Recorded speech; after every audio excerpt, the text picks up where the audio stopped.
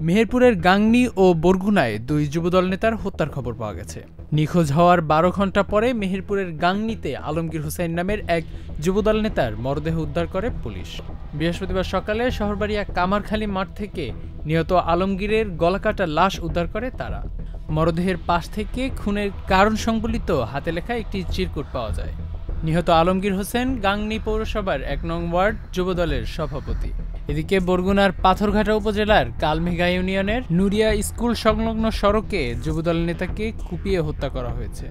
ছাত্রদলের প্রতিষ্ঠাবার্ষিকীর কর্মসূচি পালন শেষে শ্বশুরবাড়ি যাওয়ার পথে পূর্ব শত্রুতার জের ধরে মোহাম্মদ হাসান এবং রাব্বি নামের দুজন নাসিরকে আটকে এলোপাথারি কুপিয়ে গুরুতর আহত করে পালিয়ে যায়। জুবাইর জারির, heavenTV.press।